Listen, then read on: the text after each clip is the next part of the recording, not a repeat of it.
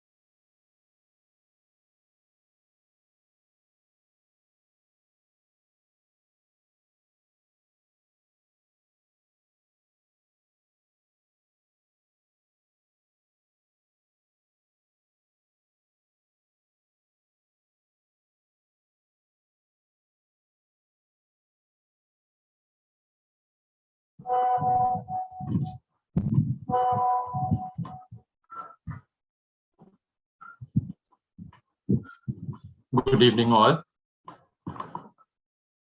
Welcome to the panel discussion on the Port City Economic Commission Bill, which is organized by the CFA Society Sri Lanka. So, Port City Colombo is a city developed on a reclaimed land spanning 269 hectares, and once completed, it would have a build area of around 5.6 million square meters. Talking about the foreign investments, it has already attracted a foreign direct investment of 1.4 billion USD, which is the direct investment by the project company, which is a China Harbour Engineering Company Port City Private Limited.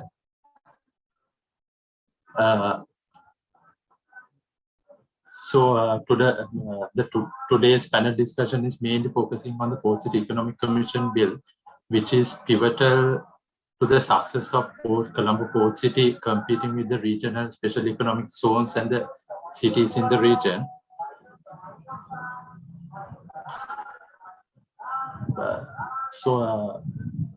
Talk about the timeline. The Port City Economic Commission Bill was gazetted in mid-March, and it was passed in the Parliament after the adjusting for the amendments of the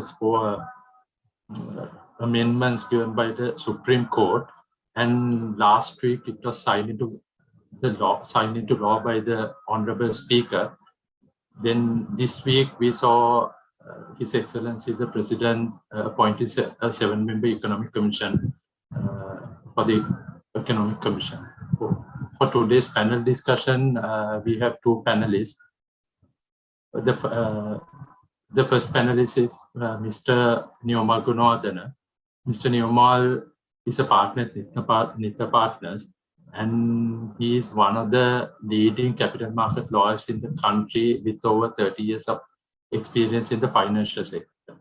Niomal has always ranked continuously as a leading individual in the fields of banking, finance, corporate, and tax by the Legal 500 Asia Pacific, and has been ranked as a leading individual in the fields of banking, finance, corporate, and M&A by the Chambers and Partners. Currently, he serves in several boards of the central bank. He serves as a member of the Risk Oversight Committee of the Central Bank, a member of the Financial System Stability Committee of the Central Bank Sri Lanka, and serves as a member of the Taxation Committee of the Ceylon Chamber of Commerce. Our second panelist is Mr. Tulsi Aluvihare. Tulsi is a reputed business strategist and a financial advisor with experience in corporate wealth creation through investment divestiture and restructuring. He has over 20 plus years of experience in London, Melbourne, and Colombo. Currently, he serves as an assistant managing director of the project company of Port City, which is the China Harbour Engineering Corporation Port City Private Limited. And he plays a pivotal role in attracting foreign direct investments, setting up the regulations, working closely with the government authorities. Prior to his current role, he headed the M&A vertical in PwC in Sri Lanka and Maldives. He has, in his tenure, has 14 years at PwC. He has worked at Melbourne and has involved in several cross-border multinational transactions. Today, panel discussion would be moderated by Mr. Deshan Pushparaja. Deshan is the Managing Director, Global Markets and Investment Banking at Capital Allies Partners. He is an expert in public and private markets and both buy-side and sell-side M&A transactions. He has been with CAL since 2007 and played a pivotal role in making CAL one of the leading financial services companies in Sri Lanka. Further, Deshan is the director of the CFA Society Sri Lanka and it's a CE Events Committee. So I'll pass it on to Deshan to start the panel discussion.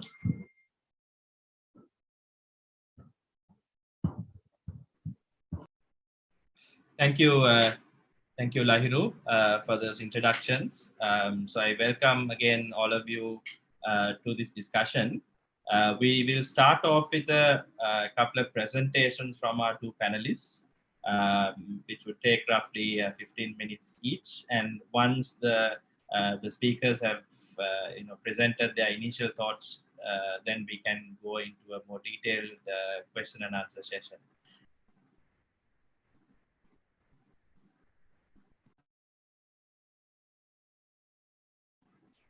Yamal, over to you.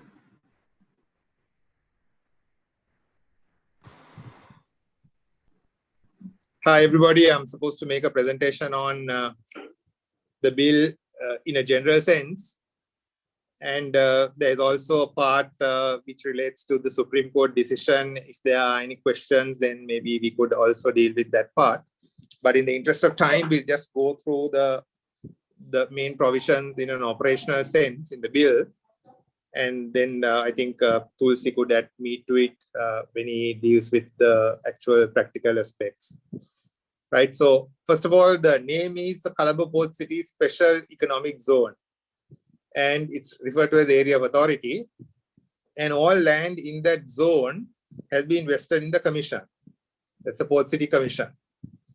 And it seems to be that certain land has already been transferred by the UDA, presumably to the project company. And that also will be deemed to have been transferred by the commission, right? So now remember, in the case of this land, the commission is the owner of the land, and then the project company would be a lessee of the land. The land within the area of authority is comprised of government marketable land and project company marketable land.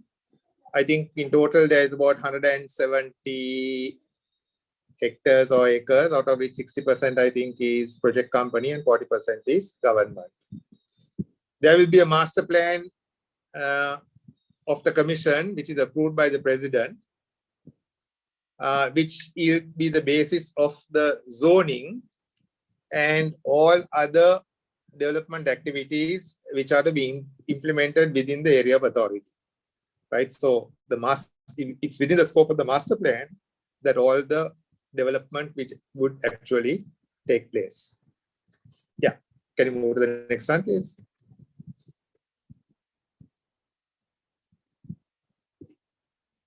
Yeah. The objects of the commission, in a very general sense, they have set out objects of general investment related objectives. So leading economic zone in region, foreign direct investment, ease of doing business, enhancing investor confidence. And then there's also mention of specific sectoral investments. So they're talking about encouraging international trade, shipping and logistic operations, offshore banking and finance, IT, BPO, corporate HQs, regional distribution operations, and ancillary services.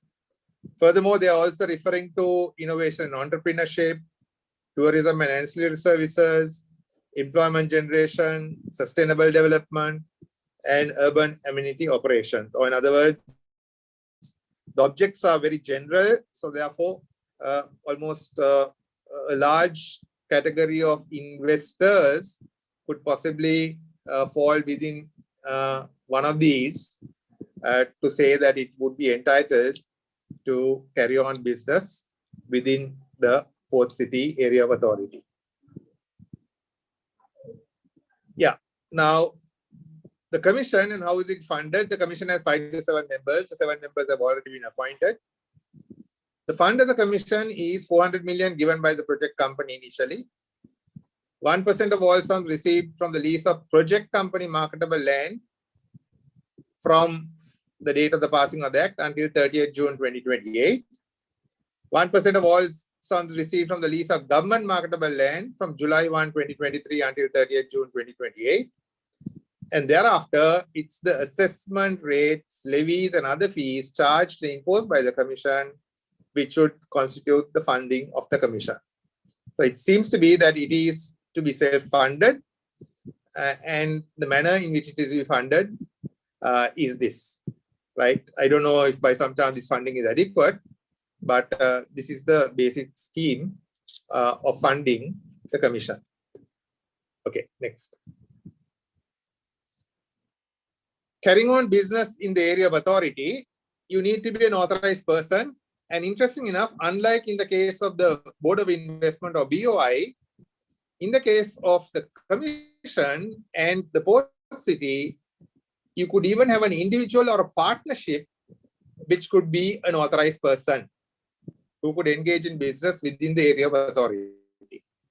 So therefore, to that extent, it is a significant deviation from the BOI provisions which we currently have.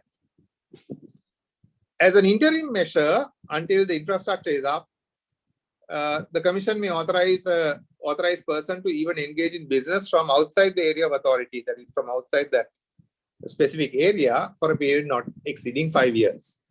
And that will also be considered to be deemed to be engaged in business from the area of authority. Or in other words, approvals can come, you can start off the activity, except that you won't be actually doing it within that area, but you might be actually doing it outside the area, maximum period of 5 years. Right? Now remember, all this business is business with foreign counterparties, not with local parties. Right? So that is the basic foundation upon which this whole authorized person, and we learned later that there are certain businesses of strategic importance. All of that is based on the premise that you are actually transacting with non-resident parties. In the case of a company, right, if you are a company and you need to be licensed as an authorized person, you need to be registered as an offshore company under the Companies Act. Now remember, an offshore company can either be a company incorporated in Sri Lanka, which seeks registration as an offshore company, or it can even be a company incorporated outside Sri Lanka, which is seeking registration as an offshore company under our Companies Act. And if in the case of an offshore bank, you also require a license from the Monetary Board under the Banking Act. And an application would specify the value of the investments and things like that, like in the case of a normal BOI investment. Now, merely because you're an authorized person, that does not give you any incentives or concessions.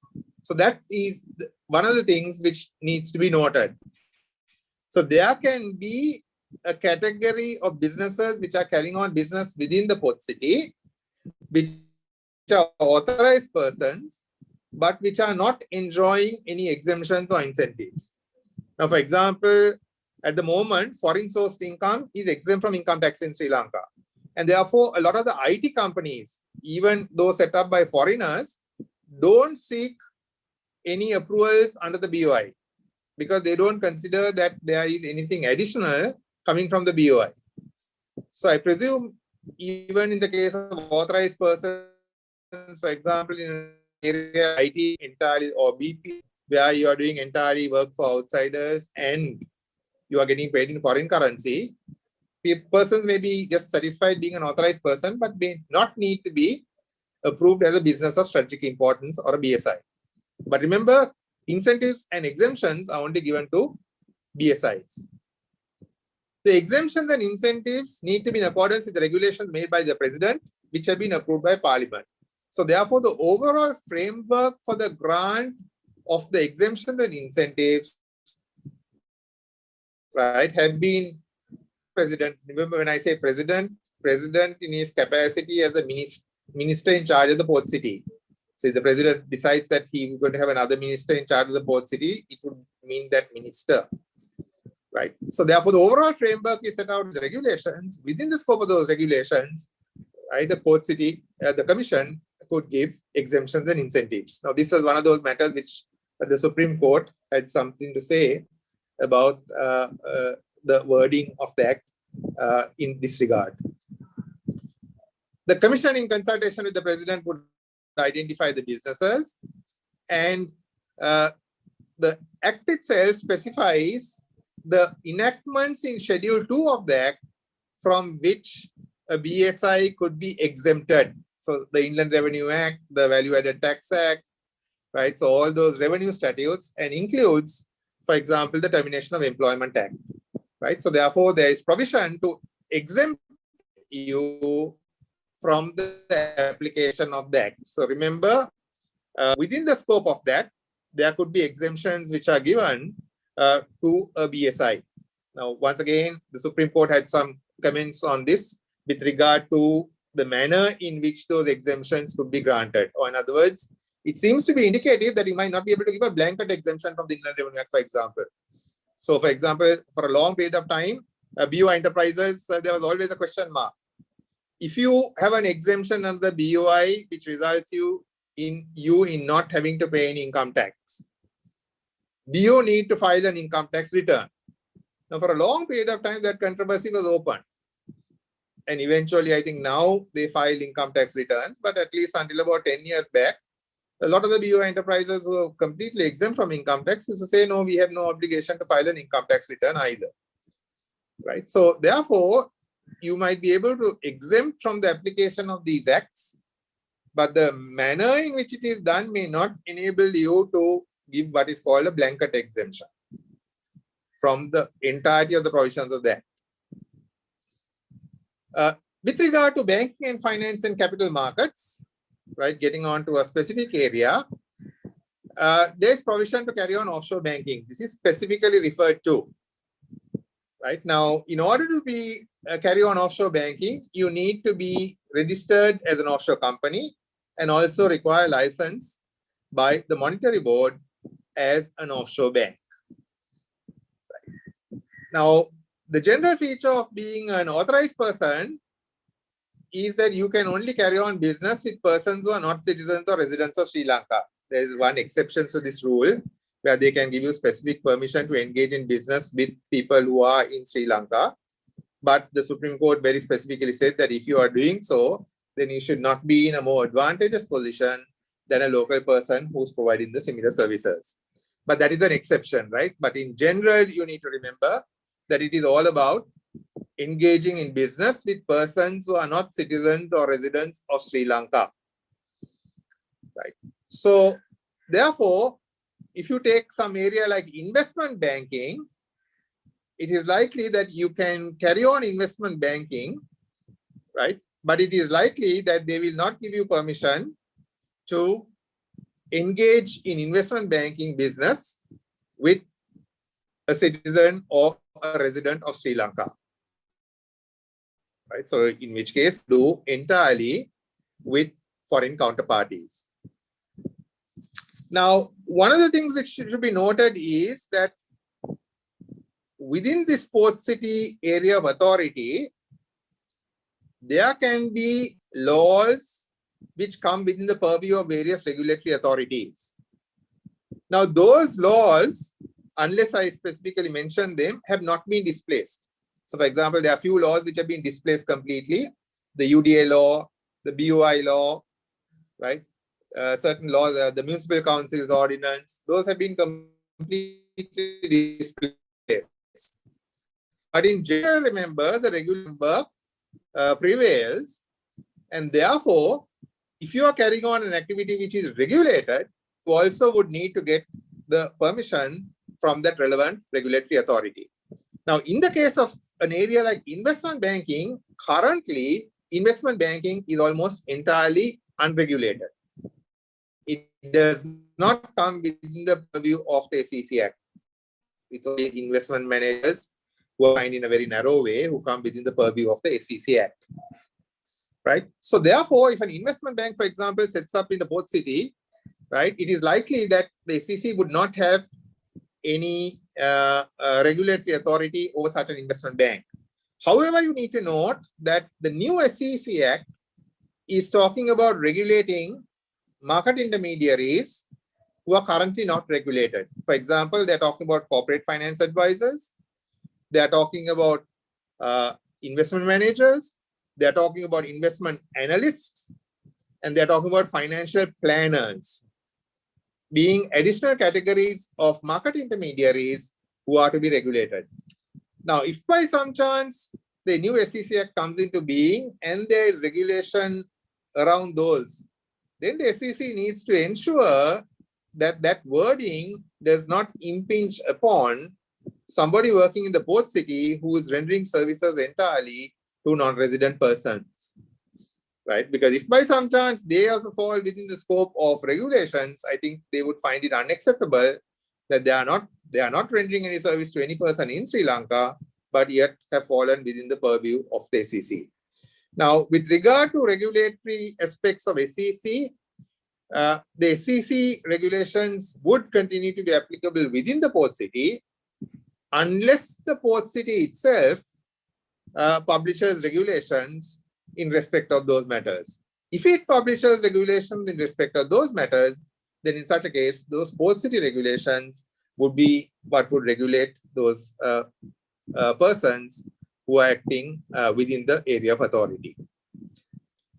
Now, it is possible for an AP to contract some part of its work to existing players in the market.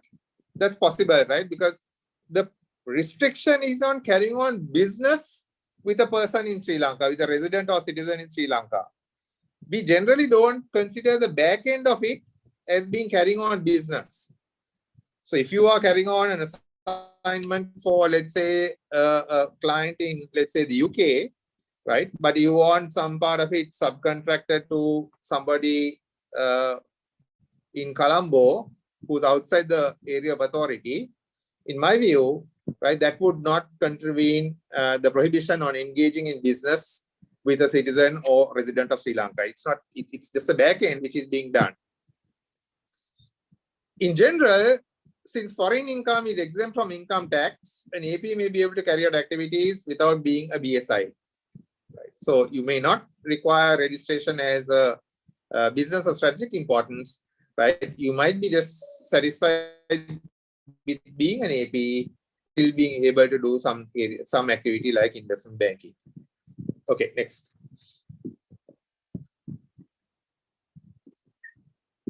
Yeah, so role of Sri Lankans in the port city. As an investor, right, you cannot utilize your foreign currency balances in the domestic banking system to make an investment. Furthermore, you cannot borrow from domestic banks for the purpose of making the investment in foreign currency. Right. So even your domestic foreign currency balances cannot be used for that purpose. However, as a local, you can purchase a condominium or government marketable land or project company marketable land. If you're a local, you can purchase any of those with local currency. Right. So I think initially the point was that you could buy condominiums with local currency, but marketable land, right, should be paid for in foreign currency. But I think eventually what the bill says is, or the act says is, that whether it's government marketable land or even project company marketable land, if you're a local, you could pay for it in foreign currency. and that could constitute a part of the investment for the purpose of meeting the minimum investment requirements. So you could have the rest of the investment coming from a foreigner from outside, because you can't put for anything other than land, you can't use rupees. So the rest of the investment could come in rupees. The land has been put in by you by utilizing rupees. That's possible. So you can be employed in the port city and you'll be paid in foreign currency, and you can credit that to a personal foreign currency account, and your income will also be exempt from income tax. No prohibition on Sri Lankan providing support services to an AP, but however, it's likely that all that income which you get from providing those support services would be liable to all domestic taxes, right? So it will be just like anything else, right? So my take on this is ease of doing business. What has the port city brought about? Starting a business, you need to set up an offshore company, as opposed to if you're going through the BOI, you need to set up just a normal company. A normal company is easier to set up than an offshore company. By and large, I don't think starting a business, there's much of a change. Construction permits, since the UDA and the Colombo Municipal Council regulations would not be applicable, and it will be the development control regulations of the port city itself, which would be applied. Remember, those other approvals would still be applicable, right? So it's only the UDA and the Municipal Council approvals which may not be required. But if you require permission from, let's say, the Coast Conservation Authority or the Environmental Authority, right? So the CEA. Now, all those approvals would need to be obtained in the same way, right? Maybe the Port City Commission will facilitate those approvals, but yet those approvals need to be obtained. Getting electricity, presumably it should be easier than getting electricity maybe in some area where you set up outside. Registering property, unchanged, no change. Getting credit, unchanged. But however, it might be marginally more difficult since foreign currency in Sri Lanka cannot be used. So you can't go to a local bank and then borrow money, right, for your port city operations. Or at least the domestic banking system cannot provide lending, right, to facilitate the investment. Protecting minority investors, worse, right? Because the Companies Act, large parts of the Companies Act are being made inapplicable. So therefore, you won't have any protection at all if you are a minority investor. I don't think that's too much of an issue, because I don't think there will be minority investors and majority investors. I think there'll be just one investor in most cases. Paying taxes, it's easier because presumably it will be a tax-free zone. Trading across borders, unknown.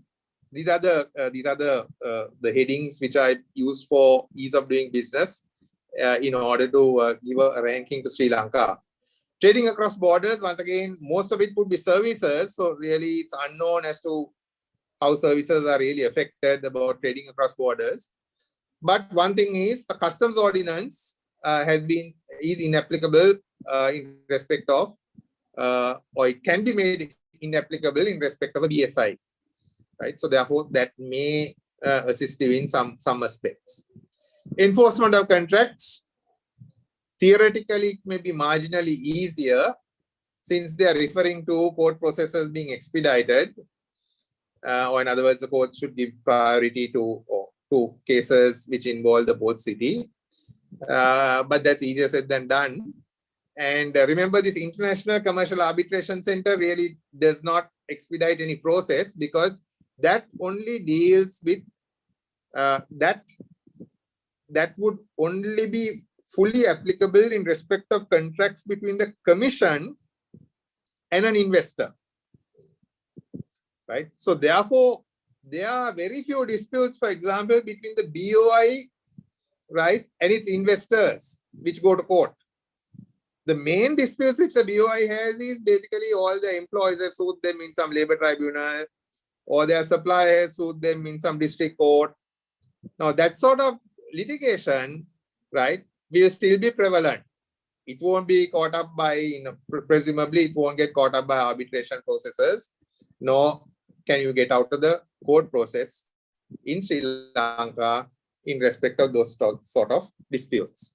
Resolving insolvency, it's worse, because this is not only a company incorporated in a particular jurisdiction. For example, you can have a company incorporated in UK, which is registered as an offshore company in Sri Lanka, which has gone insolvent, right? So therefore, how to resolve that insolvency? There'll be UK assets, there'll be Sri Lankan assets, liabilities in both jurisdictions, right? It will be, in my view, much more difficult than a normal insolvency involving a domestic company.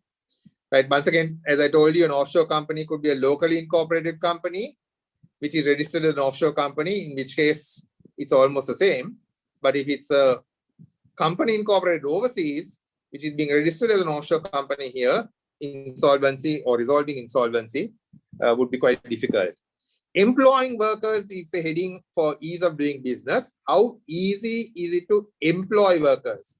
This is not about getting rid of workers. Right. So with regard to employing workers, the rules would remain unchanged, right? Because eventually you still need EPF, ETF registration. Those sort of registrations would still be required. Maybe if you're employing expatriate workers and all, it may be a bit easier. But other than that, I think it's really unchanged. So that's my really take on ease of doing business and how the port city would help.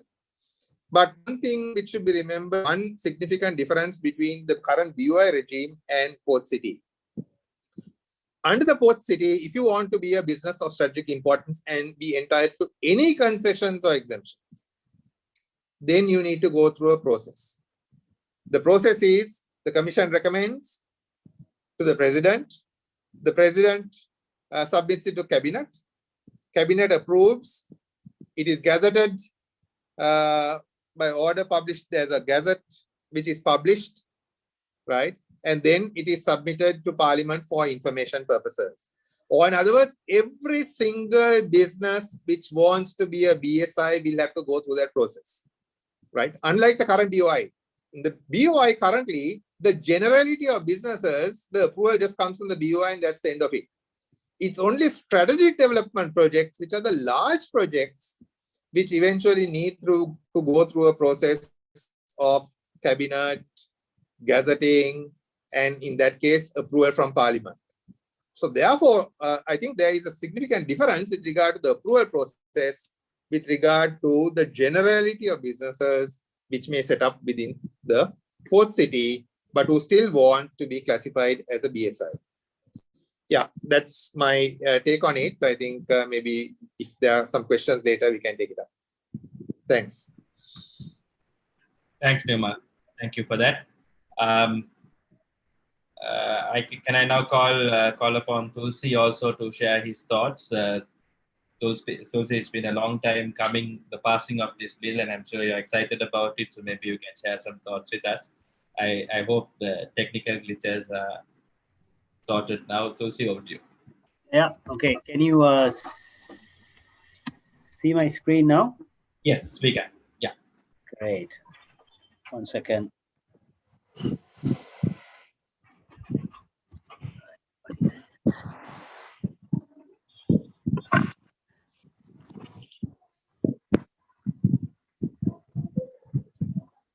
Great. Hi, good evening, everyone. Thanks, Nirmal, for that detailed presentation.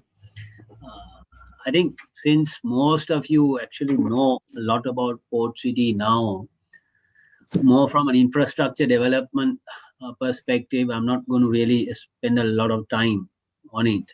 But I think there were a few interesting thoughts that Nirmal discussed on his last slide on ease of doing business. Probably we might be able to, I like to kind of further discuss on that. So let me quickly run through on our progress.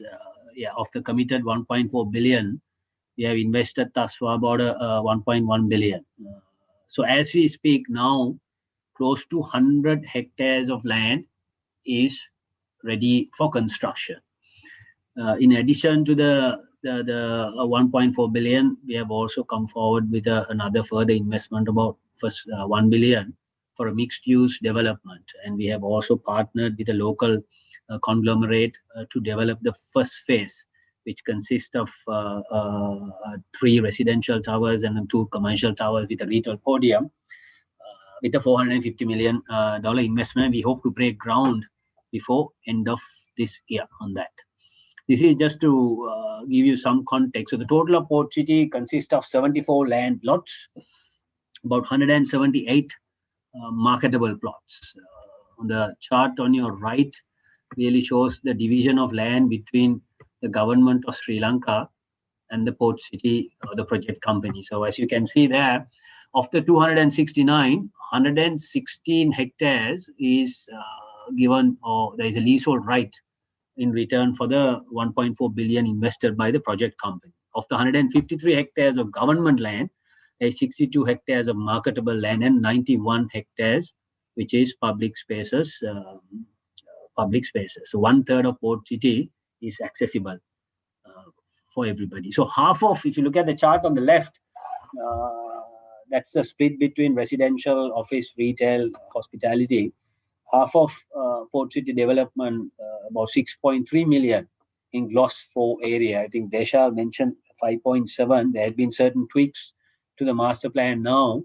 The developable area now is 6.3 million square meters of total gross floor area. And everybody has seen this master plan. I'm not going to really discuss any further on this. I think what is important is also to look at Sri Lanka's FDI landscape. Historically, how we have fared, and actually a need for an SEZ to develop this port city. So if you look at that graph, the last 10 years FDIs, we have barely touched $1 billion, except for year 2017 and 2018. We have gone beyond $1 billion. That is also predominantly contributed by the Hambantota Port development investment. So our FDIs have predominantly been on in property development, tourism, and ports. We have really managed or not managed to diversify and attract FDIs, especially into the services sector, which I will discuss in my next slide. What is interesting on the chart given below is that on this FDIs, close to 50% is reinvestment by existing foreign companies. So when Dialog Asiata reinvest their retained earnings, that is also counted as FDI. So we have really poorly performed in terms of attracting FDIs into greenfield projects. This is the services sector and how we have performed in terms of attracting FDIs compared to the emerging Asian countries. From electronics to textiles, IT software, transportation, financial services. If you look at it, let's take, for example, IT and software. We have only managed to attract 0.1% of the FDIs compared to countries like India, China, Singapore, which take the majority share of that FDI. So this is good and bad. This shows that although we are predominantly a services-driven economy, we have still been managing with traditional services, and we have failed to embark on more modern services like ICT, financial services, fintech, professional services, etc. So there is a lot of potential to grow in the services sector. If you take the services sector growth in the last 10 years, the modern services have grown by close to about 10%, whereas the traditional services have grown at about a 5% CAGR. But the modern services contribution to the GDP is overall about less than 10%. So there is a lot of potential, and I feel with the infrastructure provided in Port City and with the implementation of the proposed SEZ law, we will be probably better positioned to try and attract more FDIs to the services sector, and specifically to promote modern services. Here is another slide which discusses really there has been a negative growth overall in the services sector. And I think more interestingly, the chart below shows the investment approvals in the services sector by BOI. So from an application to actually realized investments is almost 50%, which means due to inherent bureaucracies, some of these initial approvals have not really transpired into real contracts.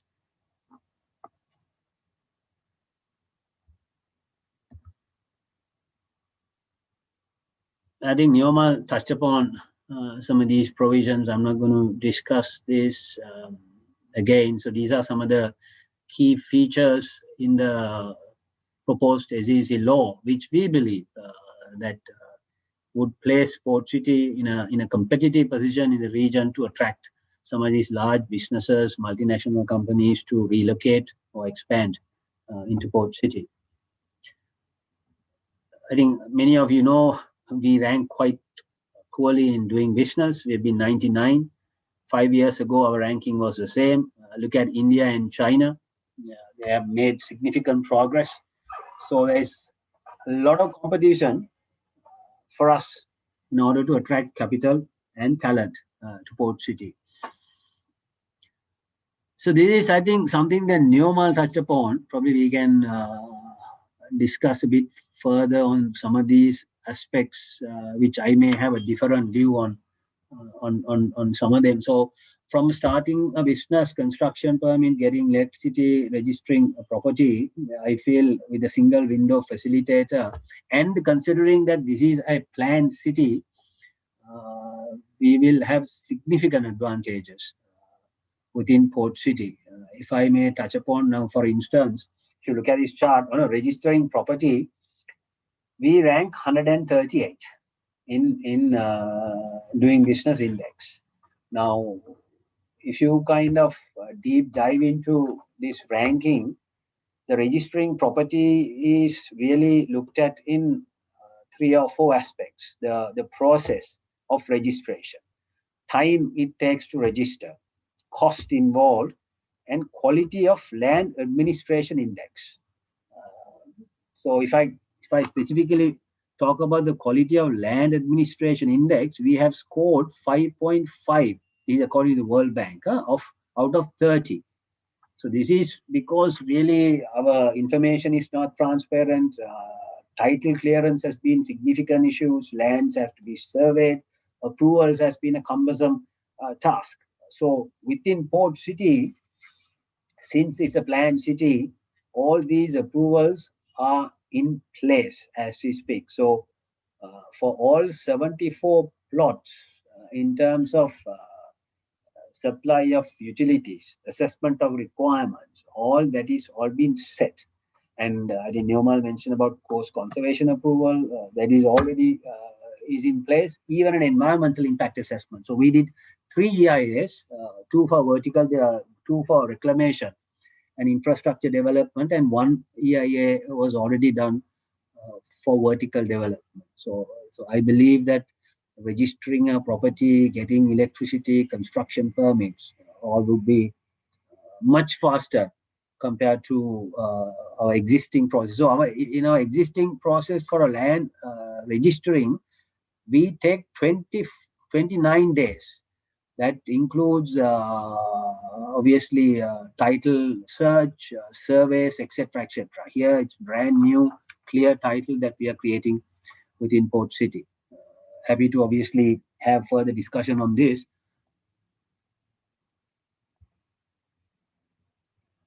Just to touch upon competition for capital, even some of these developed countries have embarked on real reforms. UAE declared from June 2021 that foreign companies are permitted to own 100% outside free zones. Prior to that, only within the free zones, foreign companies or foreigners are allowed to own 100%. So that has been relaxed. They're also introducing a 10-year golden visa to professionals, expatriates to relocate to UAE. And India started this SEC process way back in 2005 with the the enacted Special Economic Zone Law of 2005. 15 years later, they have close to about 300 SECs scattered around India. But if you look at their success, actually they have not been successful. One of the main reasons behind that is because the SEC authorities established to govern and manage these SECs really lacked the economic and governance freedom from the central government. So it was quite a bureaucratic process, and these authorities who were managing these SECs were also housed with the secretaries of various line ministries. So what India, obviously, why it was a failure is because already they had a massive bureaucratic process, and they really created another process within it. However, they have more recently appointed a commission to identify what those issues are. One of the very interesting reform is now what they have brought 4 regulators in the financial services sector. That is the Reserve Bank of India, the Securities and Exchange Commission, their insurance regulator, and their pension regulator under one apex regulator called International Financial Services Center Authority. So literally, these powers of these existing 4 regulators in the financial services sector now is vested with one apex body. And if you're operating within these SECs, coming under the Indian SEC Act of 2005, you will only have one regulator. Now, contrary to what we have here, I think within Port City, what I feel is probably when we operationalize it, we may face few difficulties because within Port City, the existing regulators still have jurisdiction. Second point is that although the commission has powers to enforce it, concurrence of the regulator is required. So I'm not too sure whether this is creating additional burden rather than actually making the ease of doing business much streamlined. So that we are yet to find out, but we were meant to understand that it is not in line with the constitution to have 2 regulators, but obviously India has done it. These are some of the other examples of obviously Singapore. They're granting foreign entrepreneurs to relocate to Singapore with a 2-year visa, plus you can convert that into a permanent residency, and you're also eligible for citizenship. If you're setting up your headquarters in Singapore, you can be even exempt from any corporate income tax. Singapore government is actually provides a lot of support for startups. The chart on your bottom shows that your profits earned can be exempt up to even 75% in the first 3 years to promote startups.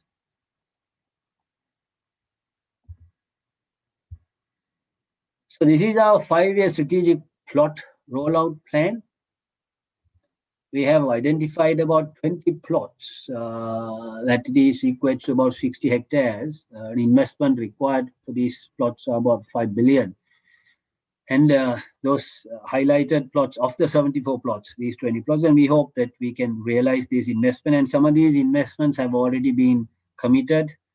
Some of these have been signed, and some of them actually was waiting until the law was enacted. And you will hear in the near future that we will finalize some of these investment proposals.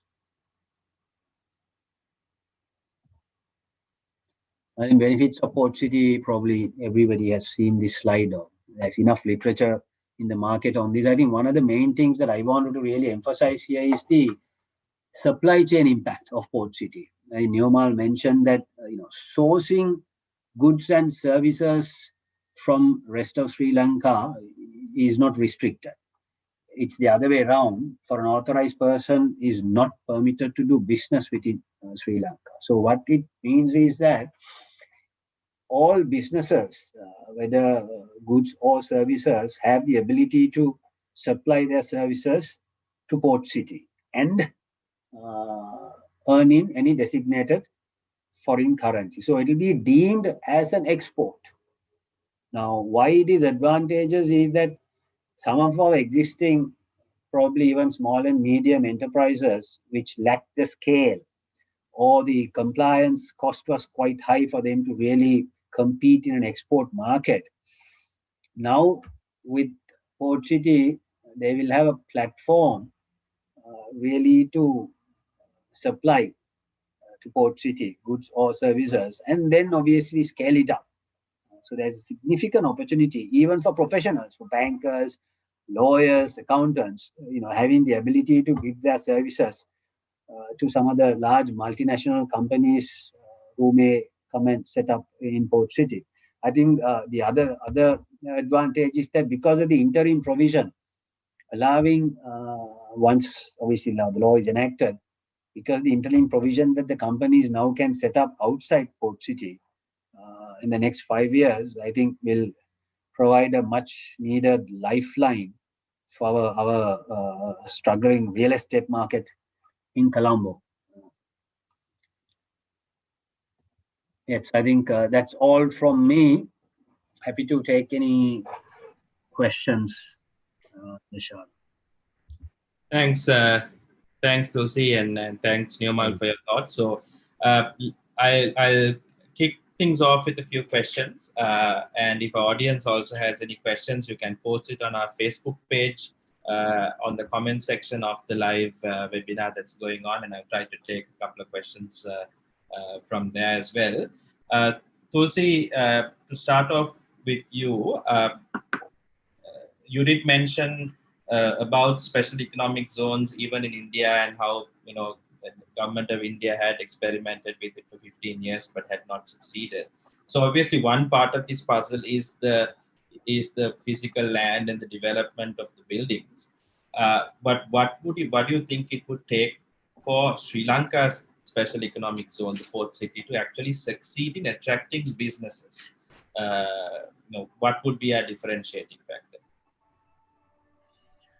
Yeah, I mean, to be honest, Deshal, if we fail to attract that secondary demand, obviously Port City will be a failure, right? For the 5 primary developers to come and make an investment, they need to be confident about that secondary. So if you really think about the profile of investments into Port City, I think we will have 3 types of investments, right?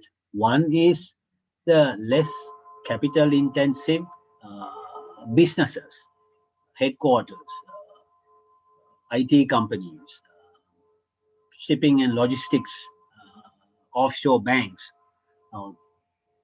attracting them with, obviously they are not capital intensive businesses. The second type is the residential developers, again much more short-term return driven, oriented, right? And the third type is more the commercial developers who are looking at a reasonable yield with a recurrent income over a longer period of time. Now, that segment should be our key, right? For us to get to or attract investment in that segment, we should be addressing the businesses or the less capital intensive. Where do we get that demand from? Now, one of the key advantages, if you look at other LDCs who has been successful, has been the location advantage, access to markets, right? I think in that sense, we are strategically located, although we have not been able to leverage on that location advantage. So the second thing is we need to ask ourselves, look, we have massive cost advantages, right? let's compare Singapore, Dubai, Hong Kong, some of these hubs, compared to those in terms of doing business. We are about 80% lower, or put it the other way, Singapore or these destinations about 3 times higher from a doing business cost perspective. However, we have still not managed to attract or plug into the global services supply chain. So my take on it is primarily that has been due to few reasons. Obviously, doing business in Sri Lanka with the existing bureaucracies, including BOI, has not really facilitated some of the businesses. BOI has been really driving more large capital intensive investments and not really looking at getting some large brands into Sri Lanka. So I don't think we have really marketed ourselves in that aspect. Now, if you ask me, look, does this port city law addresses some of those pain points for businesses to relocate? I definitely think so. I think we are now quite ready to have some serious conversations with large brands, because with this legal construct that it is really an offshore destination, so use Colombo port city to do business elsewhere. That is really the ethos. So from paying taxes, in terms of the currency risk has been a huge issue. If you look at in Sri Lanka, right, we are facing that even at the moment. So if you have, as an offshore, a non-resident company, you will not be subject to any foreign exchange laws. So there is no zero taxes. Corporate income tax, personal income tax is zero. And hopefully, the commission, as it says, will be a single window investment facilitator and go through all the approvals required in expeditious manner to facilitate these businesses. So when you have, or when you can tick those boxes, I don't see why we can now really, why we will not be able to attract some of those large multinational companies, businesses to relocate. I'm quite confident that we can do that, and we will be shortly actually engaging with a global strategy consultant to really have that, our investor outreach, to have some of those conversations with anchor tenants.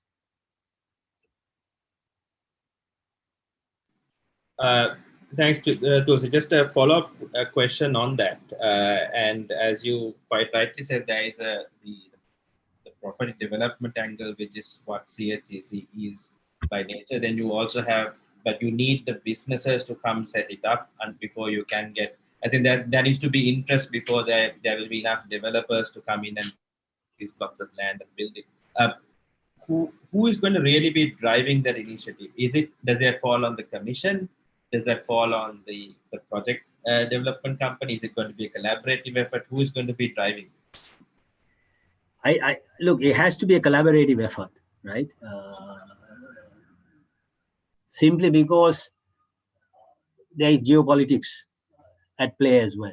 So obviously, in terms of, because in my opinion, we need the Indian businesses, Indian primary developers to come and set up in Port City, right? With the existing tensions between the two countries, honestly, it has been a challenge for us to really talk to some of the large primary developers in India, because for them to come and invest, they need to get the approval of the Reserve Bank of India, because their capital account is quite restricted. So rebalancing that image to say that this is really a government project, and then for that, government needs to really champion it. So for those sort of a conversation, I feel a more G2G, government to government conversation needs to happen.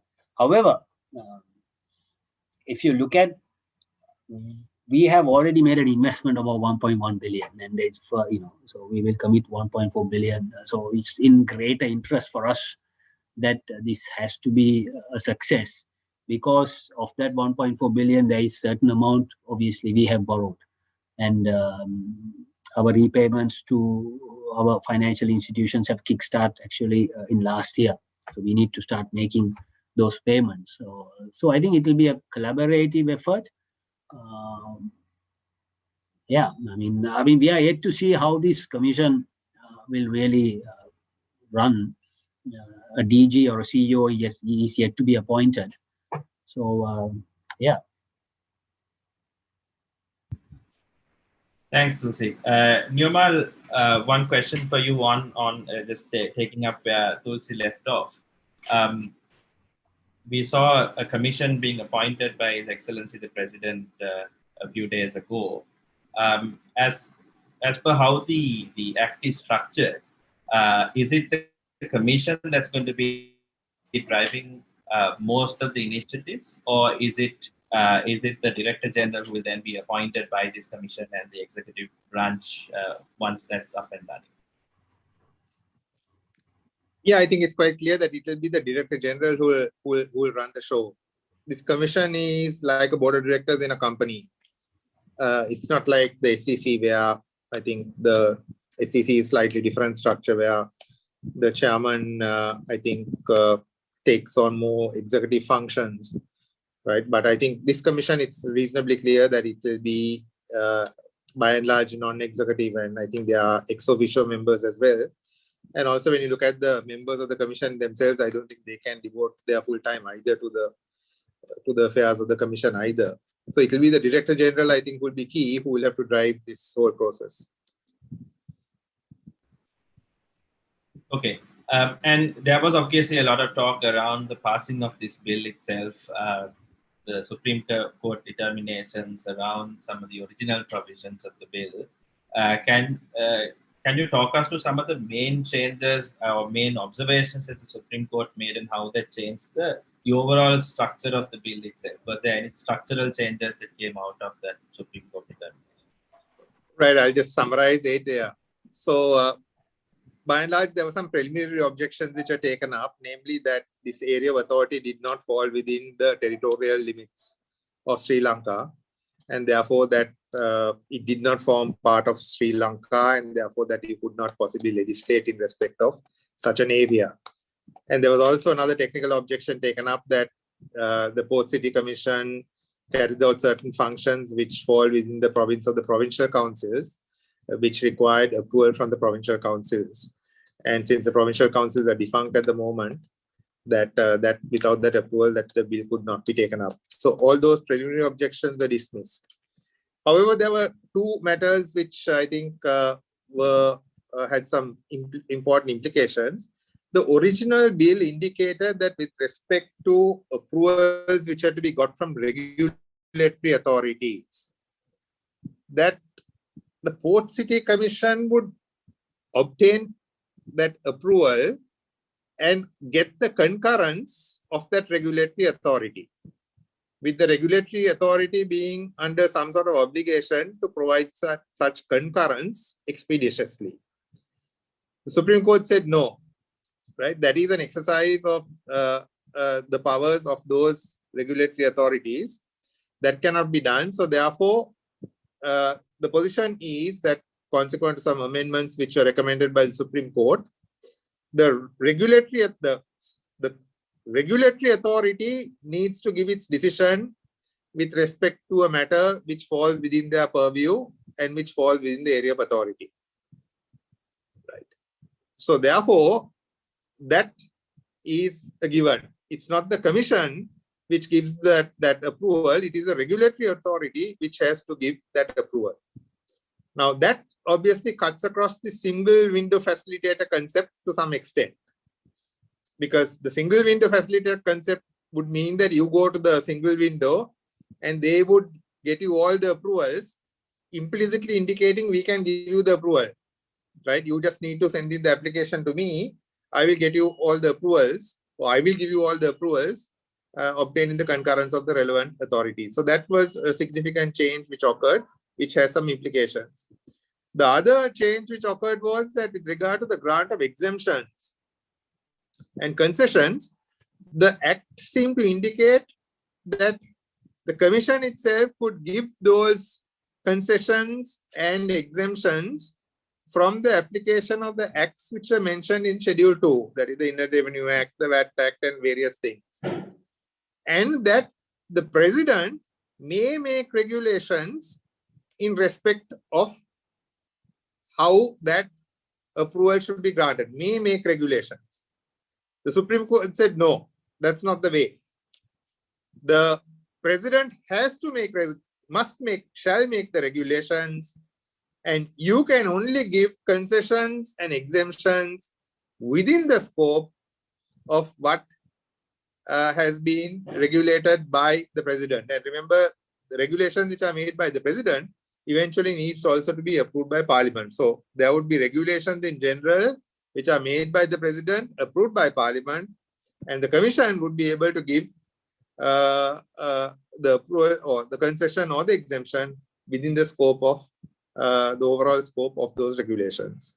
So from a practical point of view, both those had some implications, because the unfettered discretion of the Commission to either give you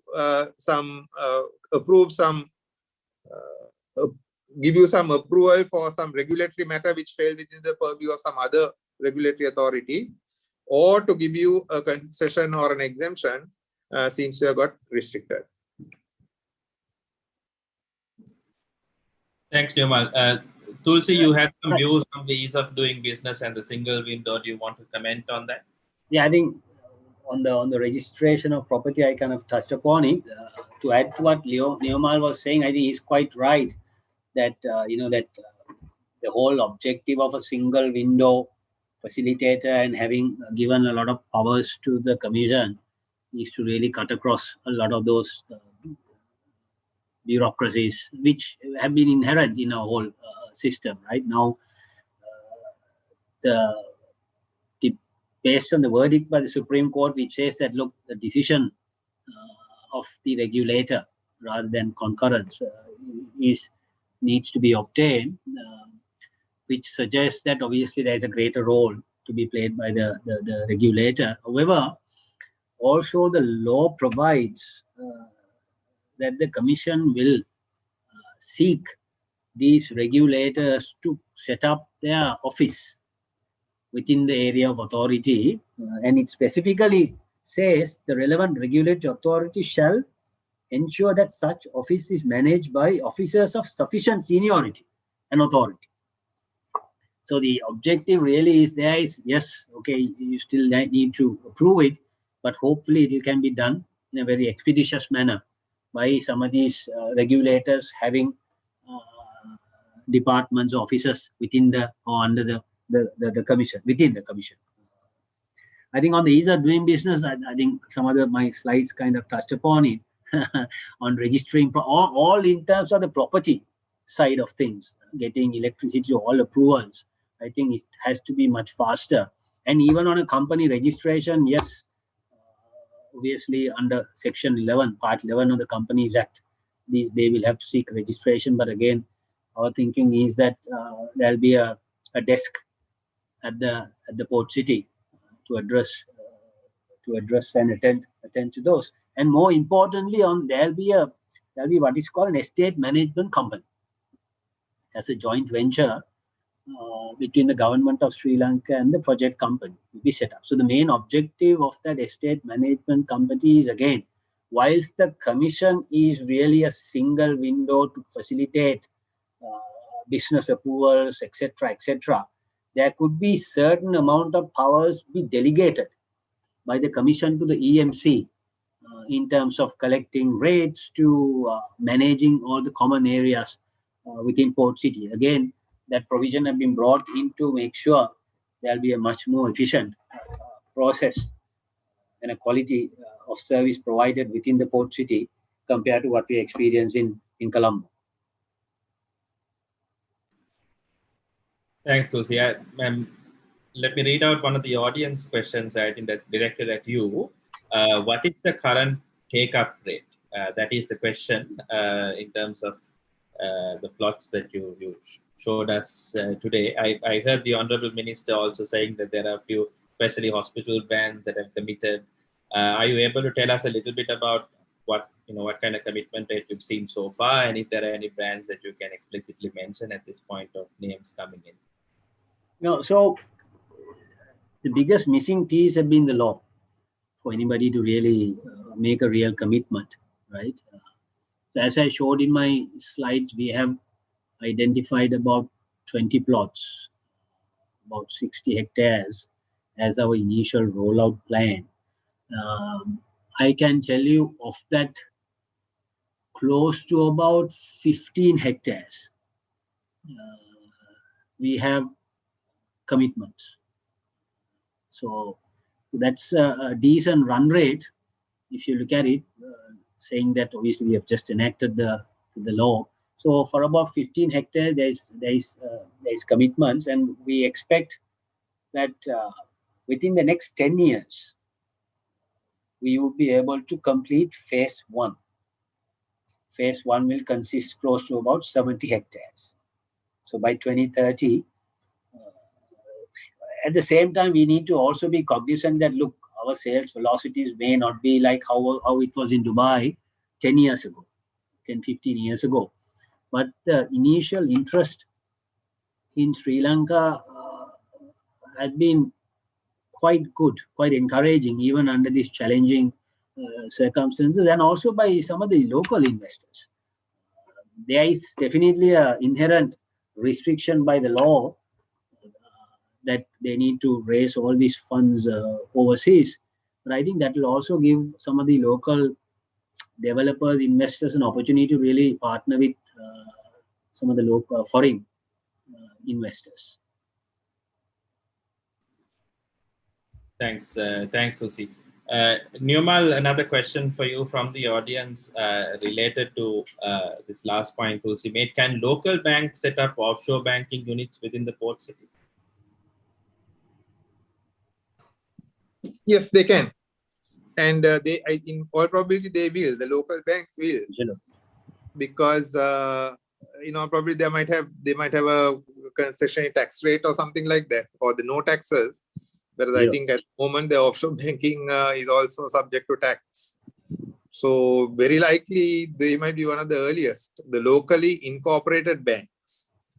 Not necessarily the foreign banks which are operating in Sri Lanka, but maybe the locally incorporated banks, I think might be some early takers.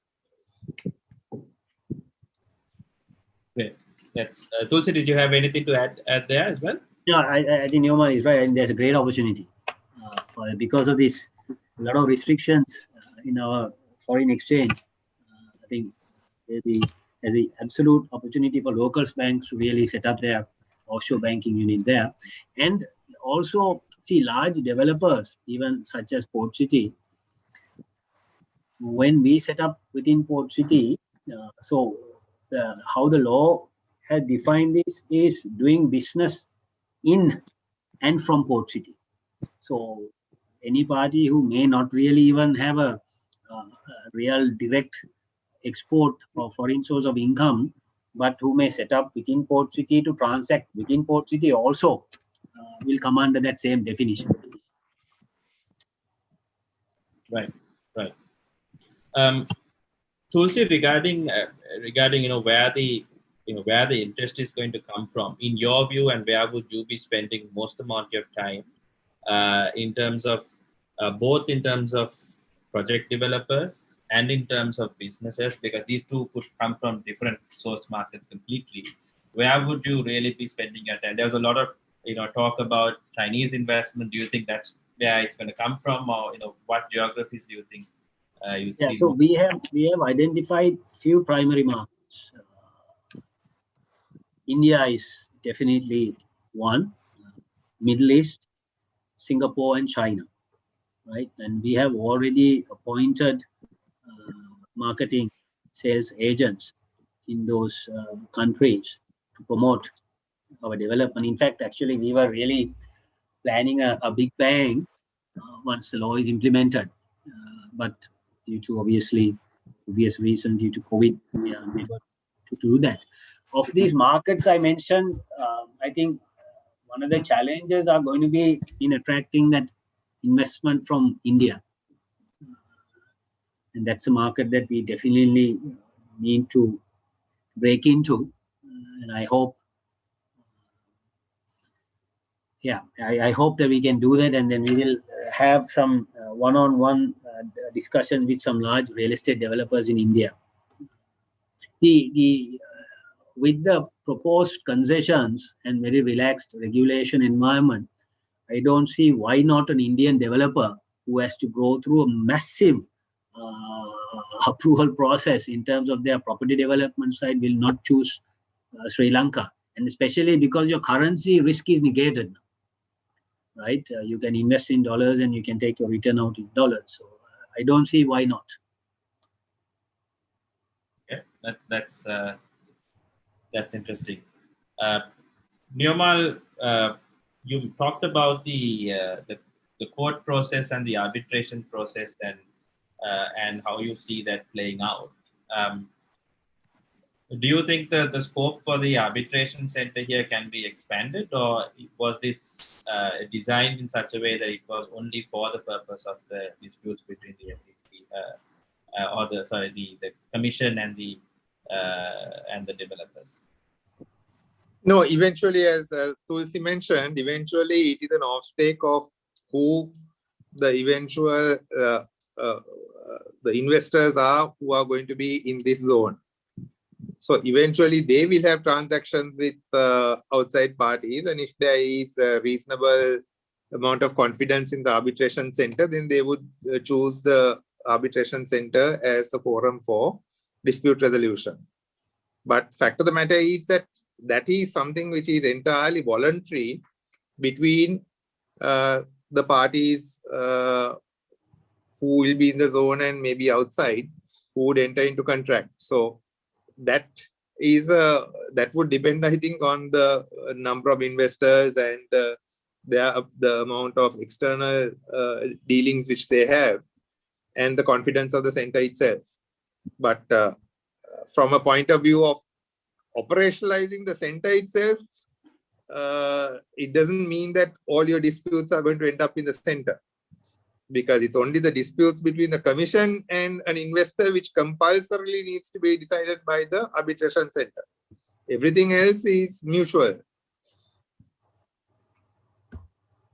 And you also commented that the practicality of the court system in Sri Lanka prioritizing disputes coming from the port city would be to wait and see how that goes.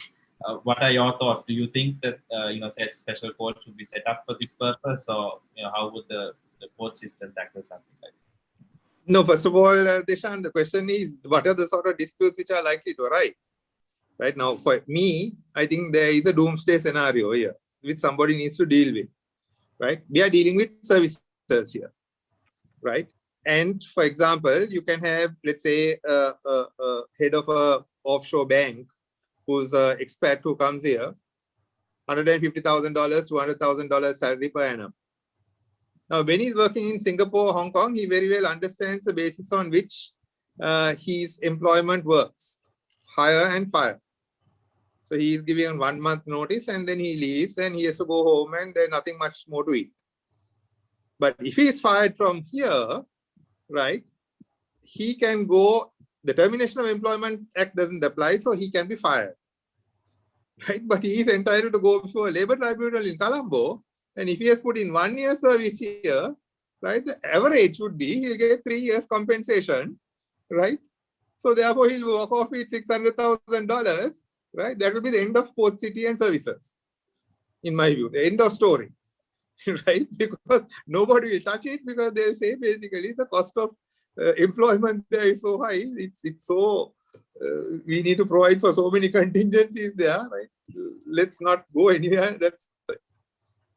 Yeah, if I may add to that question, Deshan, I think obviously firing is quite costly here, so that's why that Termination of Employment of Workmen's Act is exempted under Schedule 2, but all the other laws are not exempted. So I suppose by default you can assume that will apply.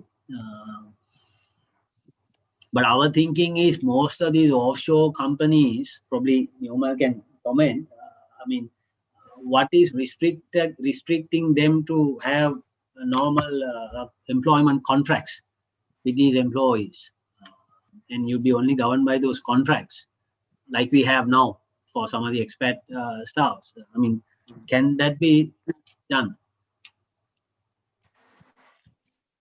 Yeah, no, actually our employment laws are, you won't be able to say it's governed by the laws of the UK or something like that and get off. In the sense, when you go before the Labour Tribunal, they are entitled to undertake jurisdiction to hear that dispute. So it won't, you might be able to get it off by not making them employees or something like that, but it will be quite a process. And as I understand it, for example, the first stage of development would include IT and BPOs. The majority of those employees are used to employment contracts. I don't think they are going to come up with anything less than an employment contract to work in that zone. They will need, locals will definitely need. They might be getting paid double what they are getting paid outside the zone, right? But notwithstanding all that, when they are fired, right, they are, even if it's MD, they get whatever they have to get, right? So they get their last pound of flesh and get out. But the Termination of Employment Act doesn't apply here. Yeah, no. What are the rights do they have? That prevent the Termination of Employment Act says that you cannot get rid of an employee without the permission of the commissioner or with the consent of the employee. So that doesn't apply. So if he's fired, the only thing is, then in such a case, he's entitled to compensation from a normal labor tribunal. Nirmal, on that note, there is also a question from the audience. Will foreign lawyers or law firms be allowed to engage in dispute resolution within the port city, and would that also be one of the services that could potentially be provided from there as a business? Right. Now, this was an interesting question. The word professional services was studiously avoided at the time of drafting, right? Because of lawyers and accountants. I think they are so inward looking, right? I think the only way, right, the lawyers could have gone out of the dump that we are in, and the accountants also, they are in a dump, even though they don't even realize it, right, is by getting these outside services providers to come into the port city, for our people to work under them, to understand how the processes work, right, and get understanding of international transactions, the same development that our garment industry went through. From the early 1980s, right, the Singaporeans and the Hong Kong garment factories relocated. We learned the processes, we learned what was done, and then eventually we were able to do it on our own, right? It's really disappointing that if the lawyers and the accountants should have been going and saying, include professional services in this enactment. We want it because it's anyway directed outside. It's not directed within. So therefore, what's the problem? What was the problem? But I think anyway, the wording is wide enough to be able to accommodate these lawyers and accountants and all that. But if the lawyers and accountants thought about it properly, they would have specifically asked for the name professional services to be included, right? To be able to get better opportunities for members of their profession. Newman, so sorry, I had a clarification here. I know the law restricts any legal firm or professional services firm set up in Port City providing their services in rest of Sri Lanka, right? There is a restriction unless otherwise, I think there is wording saying you need to protect the national interest, etc. Right? Yeah. Which may be to appeal to this sector, but it can still work the other way around, where some of these you can provide your services to some of these large legal companies who will provide services within Port City and outside Port City. Yeah, can do. That can be done. Yet, Tulsi, the fact is that the greater experience is you work in that office, you work under people, right? You get direct contact. If not, you're like a BPO, no? Not you're like a BPO. So then in such a case, as to whether that firm is in Hong Kong or whether it's in the port city, it doesn't make much of a difference.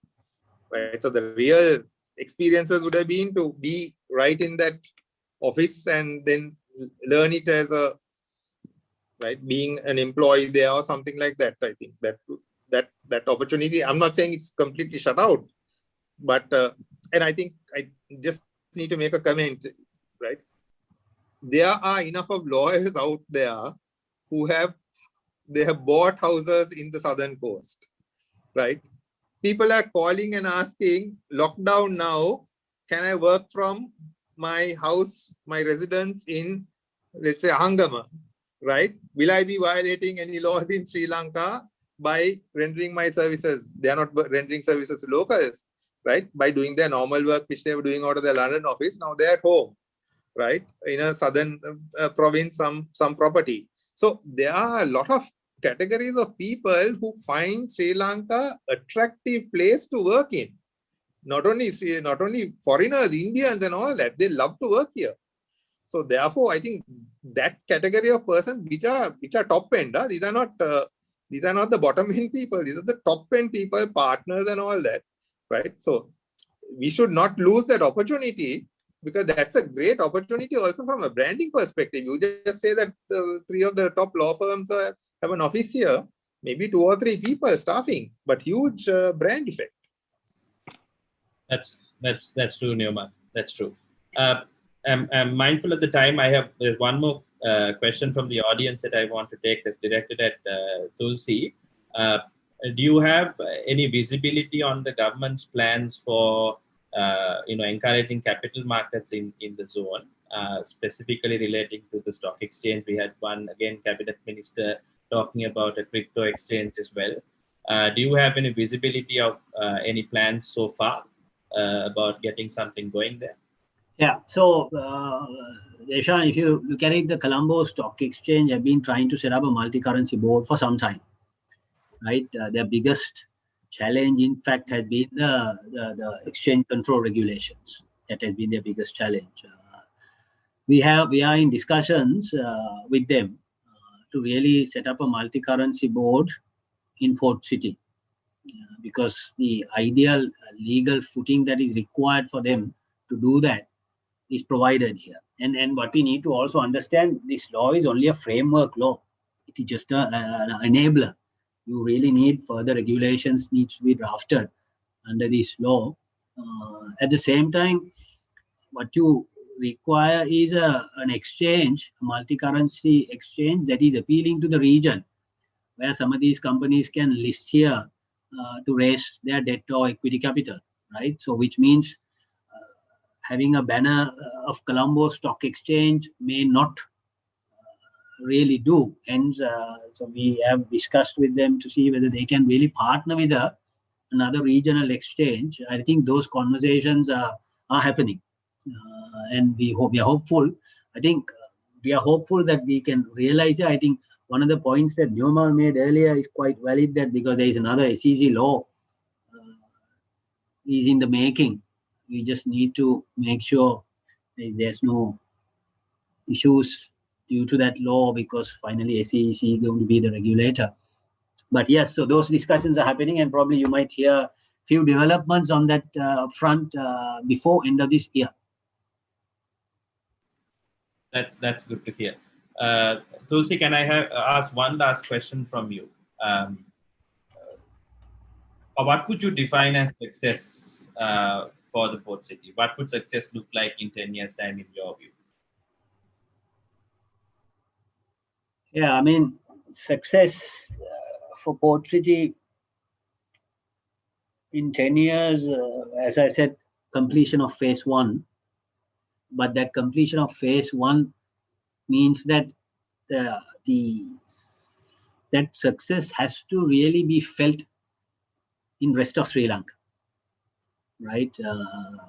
Success mean to me really also we have a massive brain drain, right? So rather than these IT graduates coming out of these universities going to Singapore, Malaysia, or London, wherever, now they have the opportunity to work for Google, in Port City, right? So that is really success for me, and then creating that talent pool that is required, because at the moment what is really produced in our primary, secondary, university system is not really what is required by the corporates. So I feel that they have to be a massive paradigm shift, a game changer, because what you need to realize, we are a services oriented economy really, and we talk about this knowledge based economy, but we are really not going there, because if you look at our graduate pool, right, less than 30% are from STEM subjects, right? Of that 30%, 25% leave. So this is what we are left with. So for us to be competitive in the region and to position ourselves to export our services, so we need talent retention is, I think, is quite key. And if we are successful in getting some large brands here to really come here, I feel, in my opinion, and that the economic impact of Port City have to be felt for the rest of the country, not only from an economic perspective, also more from a policy reform perspective as well. So some of these policies that have worked in Port City can be also rolled out. And finally, we need an SDG for whole of Sri Lanka, like Singapore or Hong Kong. Yeah, that's a big ambition. I hope it works out as well as you imagine it. Nirmal, I'll ask you the downside of that same question. Where, what do you feel are the big risks for execution on Port City? I think the laws are now in place. You have the commission. You hopefully will have a director general soon. Especially from a regulatory and legal point of view, as you look at the act and look at what the direction is, what do you think could be the main risks for execution? I think the main risk for execution is I really don't think that politically anybody would try to tamper with it too much, right? And even if you look at how we have acted in relation to the BOI law, right, they will complain at various points of time, but I think 95% of the time, I think the government has kept to its commitments. You ask a long-term investor, on and off, they have done something which is in violation of some BOI agreement, the government, by passing some law to the contrary and charge some tax or something. But by and large, 95% of the time, I think we have done it. So therefore, from a political point of view, I don't think anybody is going to touch anything which has already been given or try to mess about with that.